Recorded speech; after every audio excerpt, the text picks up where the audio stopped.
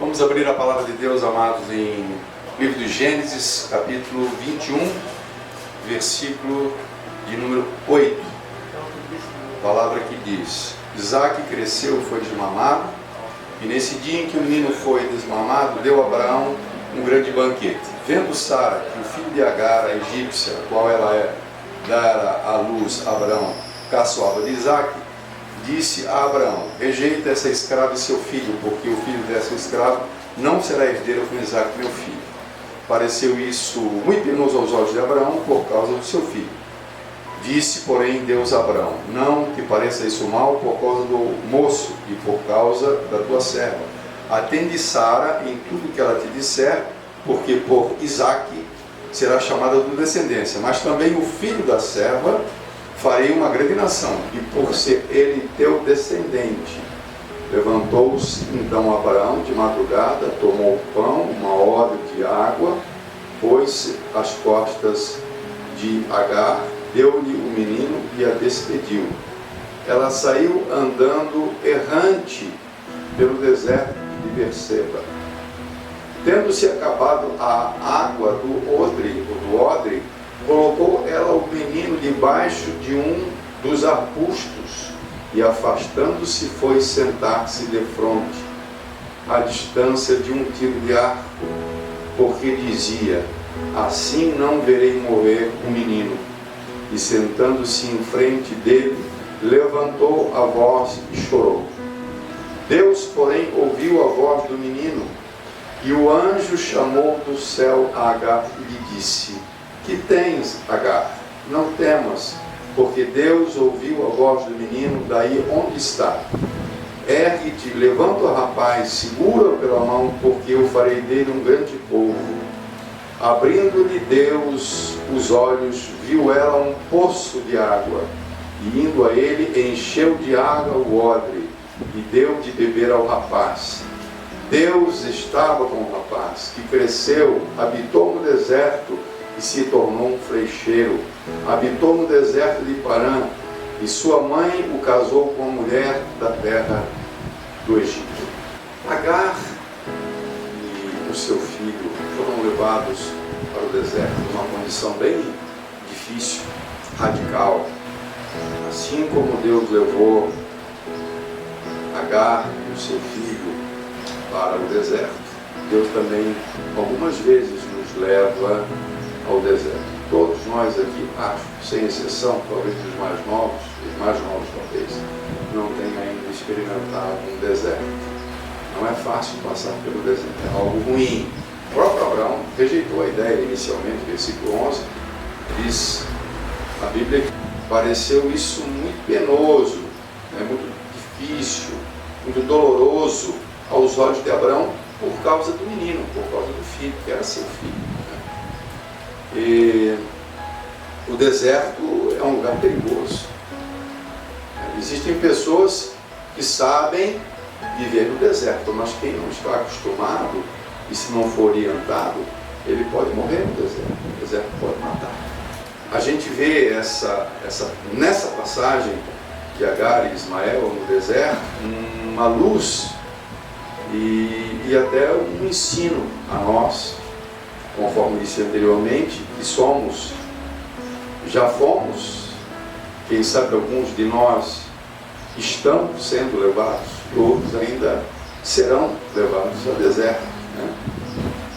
Um sintoma e um sinal muito comum de acontecer quando somos levados ao deserto é que quando a gente, de uma maneira inesperada, é levado a um deserto, a gente normalmente entra no deserto de maneira errante.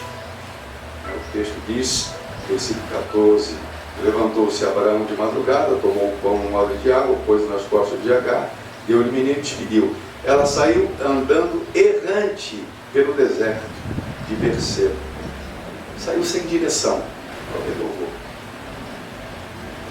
Qual é o lugar? Uma mulher que foi criada ali, quem sabe até cresceu nessa condição, junto com toda essa essas pessoas ligadas a Abraão, e para onde ela iria, né?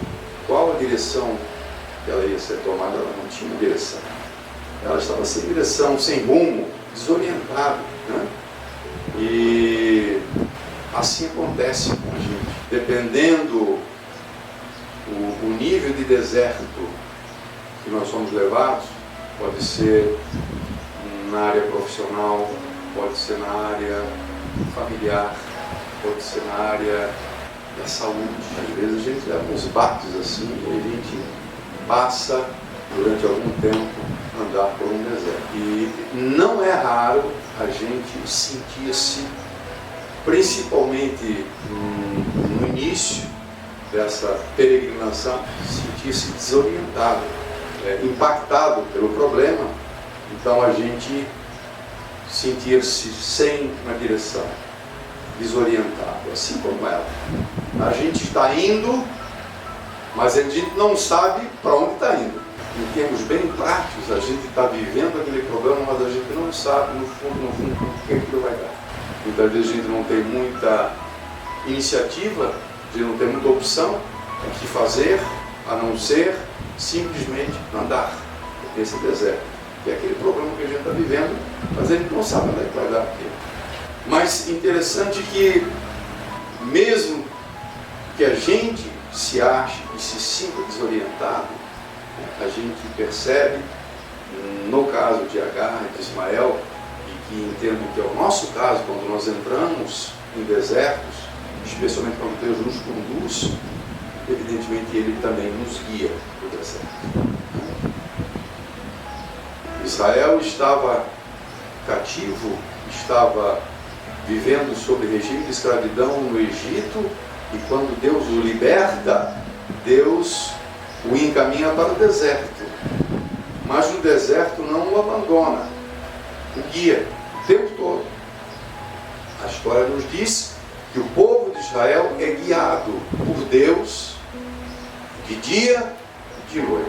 De dia, uma nuvem, né, que se movia e dava direção e ao mesmo tempo os protegia do sol.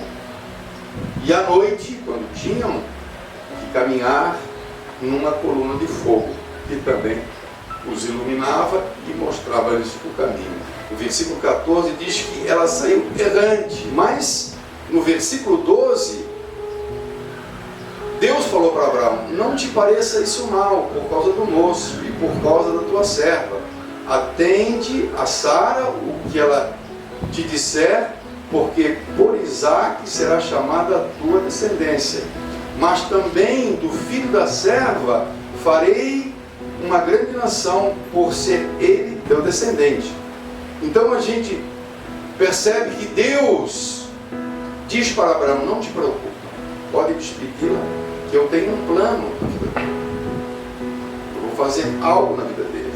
E evidentemente que se Deus iria fazer algo na vida dele, isso significa que Deus estaria protegendo nesse caminho que ela ia fazer no deserto, juntamente com o seu filho. A Bíblia diz que Deus era com o rapaz, né? Deus era com ele. Então, muito embora estivesse numa situação crítica, né, quem sabe aos olhos humanos perdido com a sua mãe no deserto, mas Deus estava olhando e Deus estava cuidando, Deus estava guiando, Deus sabia de todas as coisas. E a gente percebe depois que até o ponto onde ela foi, até esse ponto onde ela parou, chegou um momento que ela para, né? Coloca o filho debaixo de um arbusto, se afasta um pouco, e a gente vai ver um detalhe que a gente entende que até esse deslocar-se da sua casa até esse ponto, entendemos que foi algo dirigido por Deus. No deserto, especialmente quando é um deserto realmente profundo, um deserto extenso, um deserto que se estende por muito tempo, onde as condições são difíceis, né? É comum a gente achar no deserto que é o fim de alguma coisa. Quem de nós já não vivenciou um momento onde a gente achou que tínhamos chegado no final de alguma coisa, né?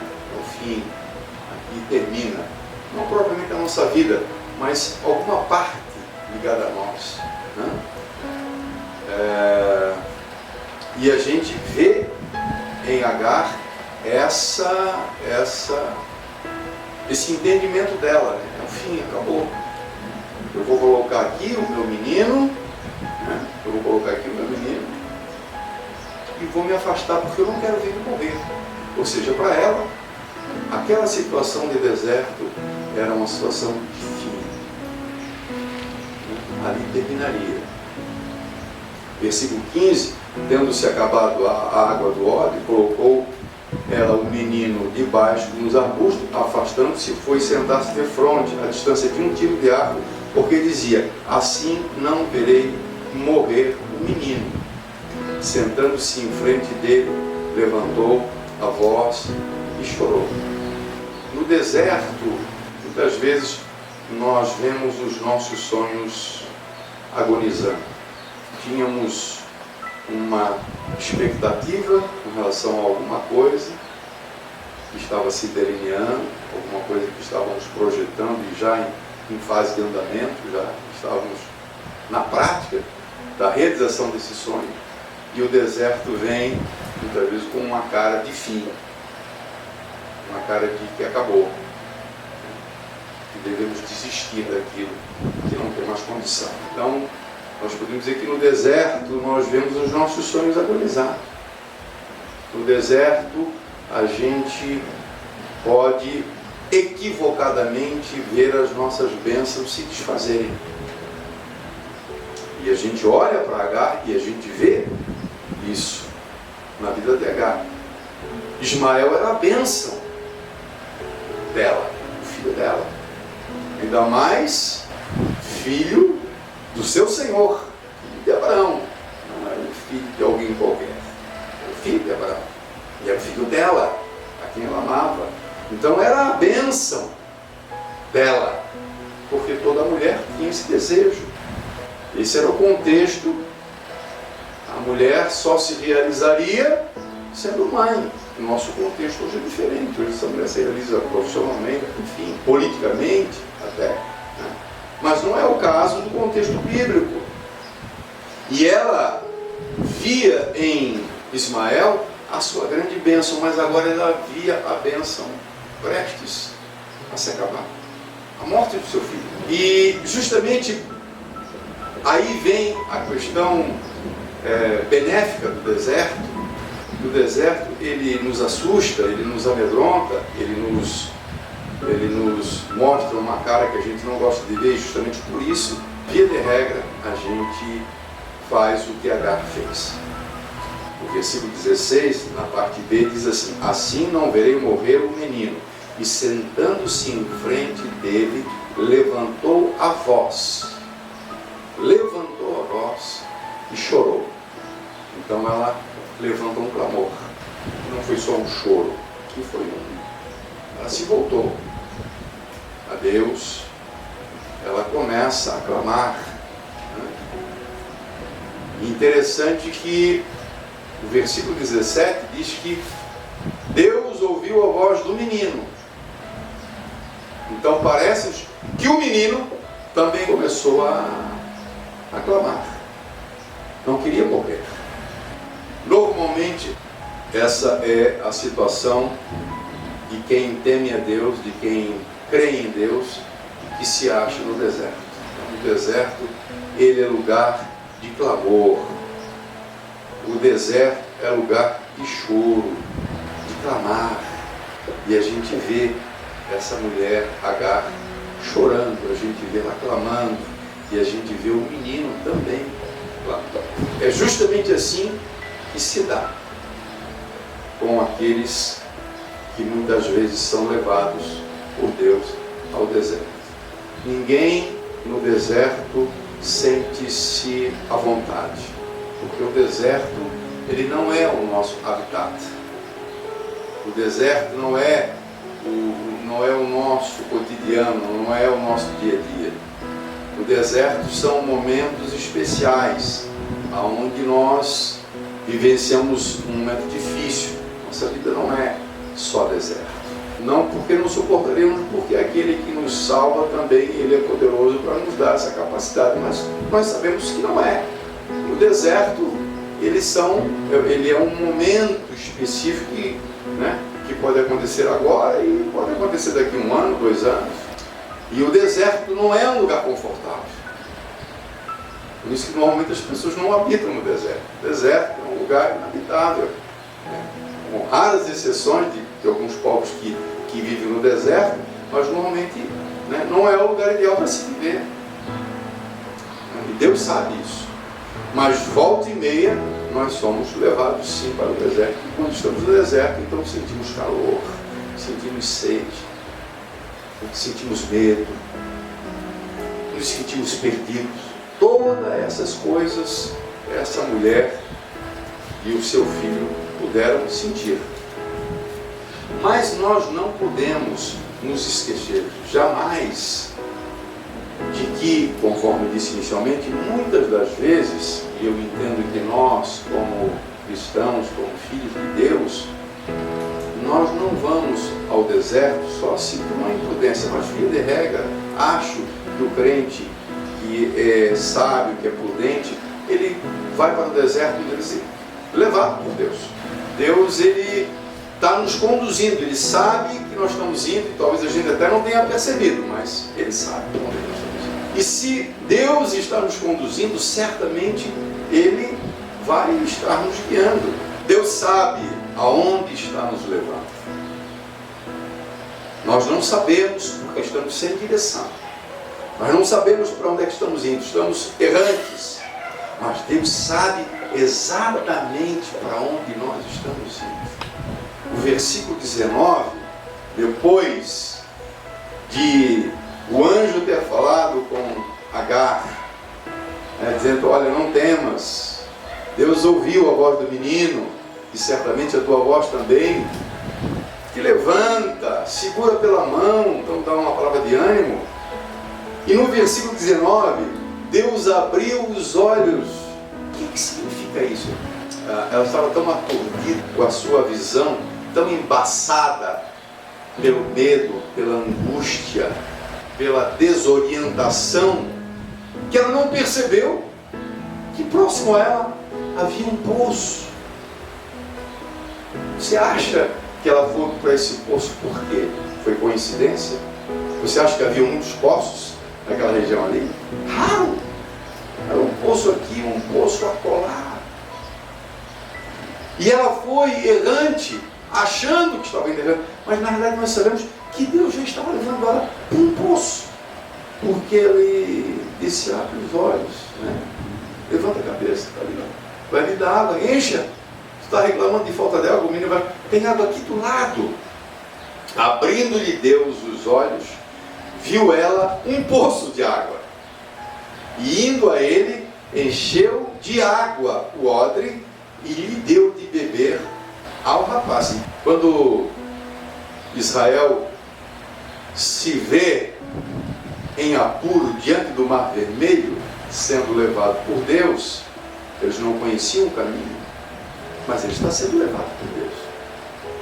E quando eles chegam de fronte do mar, de um lado montanha, do outro lado do mar, atrás os egípcios, rapidamente se tem uma ideia de que houve um erro de trajetória.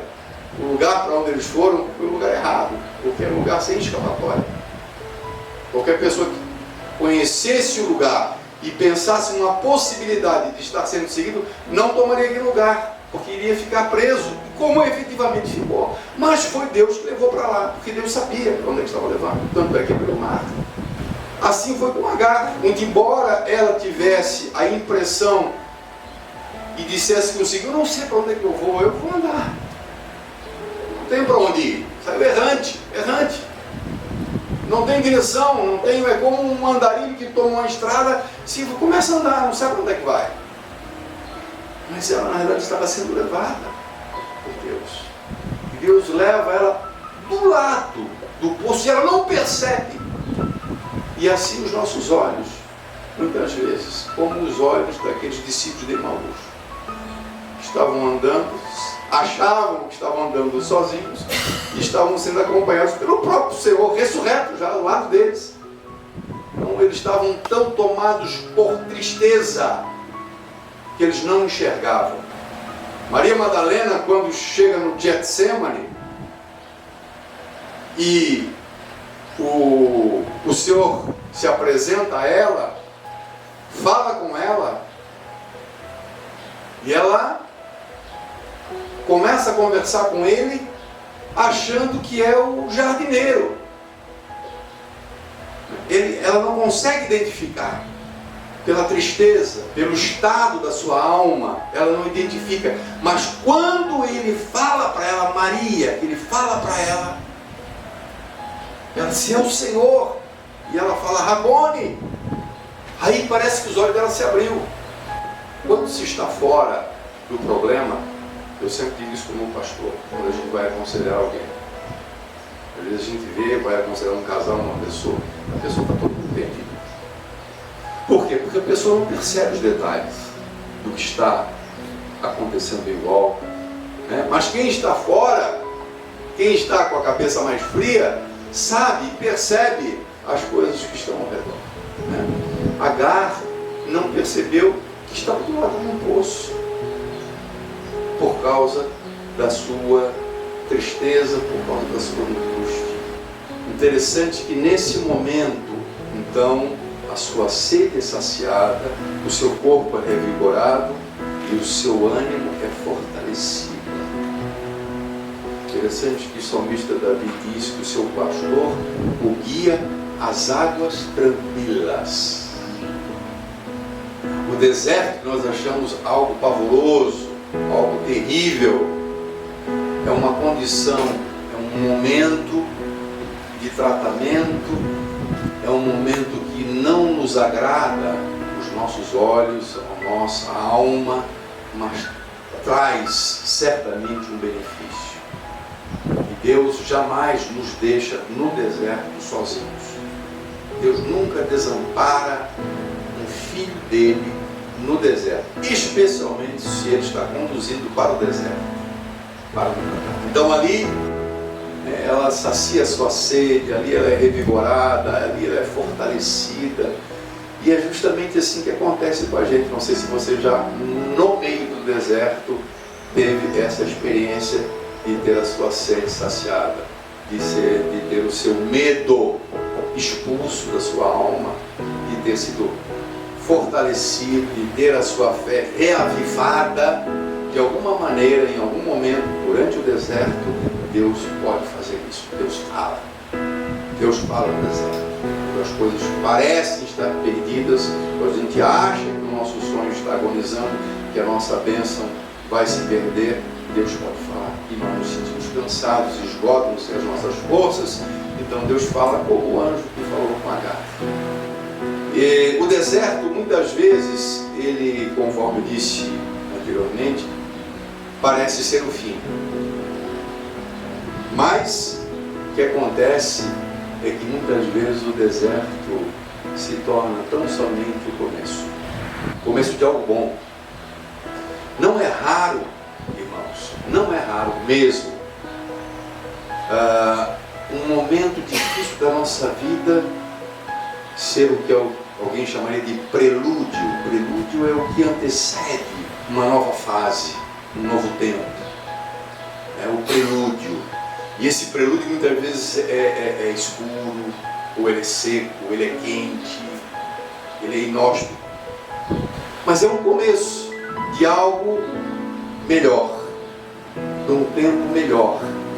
Quando a Bíblia fala que Deus estava com o rapaz, a Bíblia também diz que o rapaz cresceu. E ele habitou, sabe aonde, irmão? Ele habitou no deserto. O deserto passou a ser a morada dele. Ele foi adestrado no deserto. Ele se tornou um flecheiro, ele se tornou um caçador. Ele se tornou um homem habilidoso. Então, aquilo que parecia ser o fim da vida do menino e da mulher, na verdade tornou-se o início. Ali iria começar uma história na vida dessa mulher e na vida desse garoto. E não sei se vocês sabem, mas Ismael, desse nome vem o nome dos ismaelitas. Ismaelitas são povos que descendem de Ismael, esse garoto. E sabe quem são os ismaelitas? São os árabes. É verdade que hoje estão combatidos, né? Às vezes até ignorantemente, por causa de uma minoria do grupo árabe, né? Todos esses povos são mal compreendidos, mas são grandes nações. E Ismael se tornou o pai de muitas nações. Disse Deus a Abraão, no versículo 3 assim: mas também do filho da serva farei uma grande nação, por ser ele teu descendente. E o deserto começa a ser, né, o início. Ele é o início, passa a ser o início de um novo tempo na vida de Ismael e na vida de sua mãe de Agar. O que eu quero dizer com isso é que muitas vezes a gente acha que aquele momento é um momento que vai ser um momento de destruição, de acabar com a gente, de acabar com a alegria da gente, de acabar, quem sabe até alguém até pensar a vida da gente. E muitas vezes aquele tempo é um começo, é um início de uma mudança. Quando Elias estava no ribeiro de Querite, quando toda a nação estava passando fome por causa da desobediência, da rebeldia e idolatria, Elias era um homem de Deus e foi protegido por Deus e levado para uma região escondida, junto a um ribeiro, onde havia água, e ali, através dos corvos, Deus alimentava Elias através desses animais, dessas aves que traziam pão e traziam carne para ele. Mas chega um momento em que a água secou, o ribeiro secou. O ribeiro secou, acabou, por causa da seca, não tem mais água. Nós percebemos ao ler a Bíblia que não existe uma sensação de desespero, de questionamento em Elias, absolutamente. Deus simplesmente diz assim: Elias, agora você se levanta e você vai para a região de Sarepta.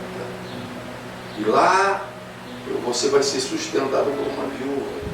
E ele passou um tempo lá, na realidade abençoando, porque era um profeta de Deus, abençoando uma mulher pobre que estava prestes a morrer de fome também. Então foi um novo tempo na vida de Elias, a partir de alguma coisa que tinha a cara de fim, de término. É um rio que se secava. E para alguém, esse rio que se secava poderia ser o fim. O rio estava secando e era o fim. Mas na realidade, quem conhece a história sabe que era só o começo.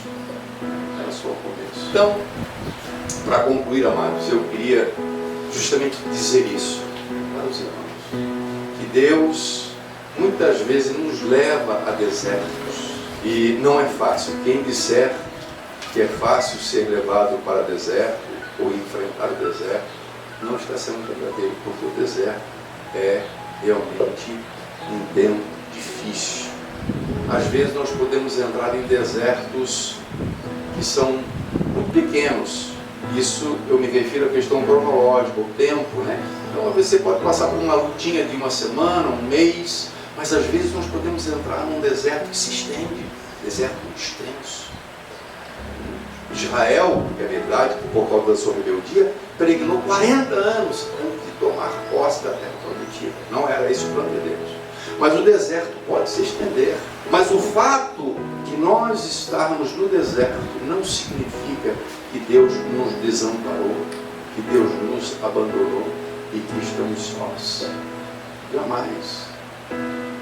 Ao contrário, Deus, quando nos leva para um deserto, sempre tem um propósito. Deus sempre tem um alvo na nossa vida. Muitas coisas que nos são desagradáveis no transcurso da nossa vida nos proporcionam bênção espiritual. A Bíblia diz que todas as coisas cooperam para o bem daqueles que amam a Deus. Todas as coisas cooperam, né?